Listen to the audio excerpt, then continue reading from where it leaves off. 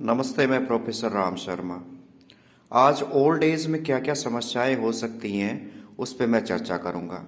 वृद्धावस्था का मतलब है जब धीरे धीरे आपके अंग पुराने पड़ते जाएं और उनकी जो कार्य क्षमताएं धीरे धीरे घटती जाए, तो उसी का नाम वृद्धावस्था है।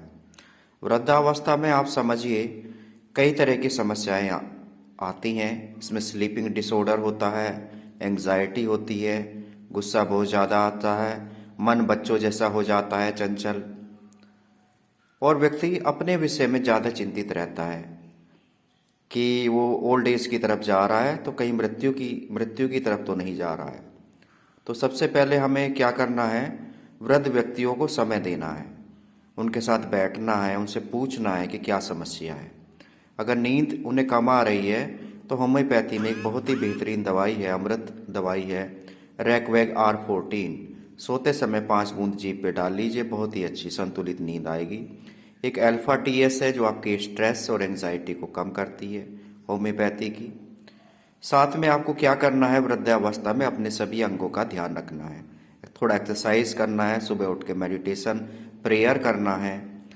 लीवर के लिए अल्फा लीव एक बहुत ही बेहतरीन अमृत टॉनिक है, वो लेना है, एक एक ढक्कन सुबह शाम। अल्फा अल्फा जो आपकी ताकत कमज़ोर होती जाती है वृद्धावस्था में, उसका भी सेवन करना है। सर्दियाँ अब आ गई हैं तो आंवला, मेथी, च्यवनप्राश, इन सब का हमको सेवन करना है संतुलित मात्रा में। खुश रहना है, एक्सरसाइज करना है, योग करना है। और मन अगर डिप्रेशन में है तो उससे हमें अपने आप को बाहर निकालना पड़ेगा। इसके लिए हमें क्या है, वृद्ध व्यक्तियों के साथ बैठना पड़ेगा, उनसे बात करनी पड़ेगी और उनसे उनकी समस्या जाननी पड़ेगी। धीरे धीरे हमें लगता है कि हम वृद्ध व्यक्तियों को समझना आरंभ कर देंगे, उनकी साइकोलॉजी हमारे समझ में आ जाएगी। जैसे कि मैं अपनी माता का ट्रीटमेंट करता था या उपचार करता था, मुझे उनके चेहरे से ही पता चल जाता था कि वो क्या सोच रही हैं, उनके मन में क्या चल रहा है।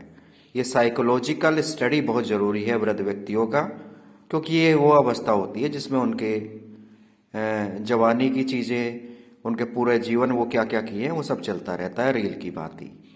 तो हमें क्या करना है, उन्हें उस डिप्रेशन, एंग्जाइटी, स्लीपिंग डिसऑर्डर से बाहर निकालना है और उनके बाकी सभी अंगों का हमें ध्यान रखना है।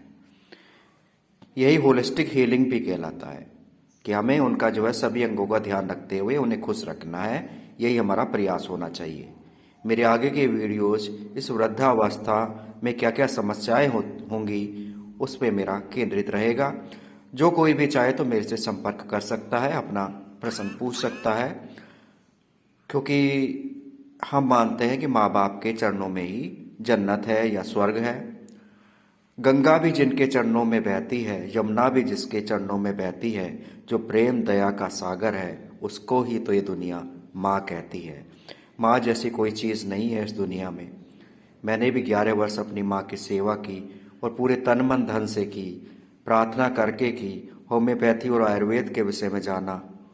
उसी के परिणाम है कि मैं आपके सामने ये सब वीडियोज़ बना पा रहा हूँ। धन्यवाद।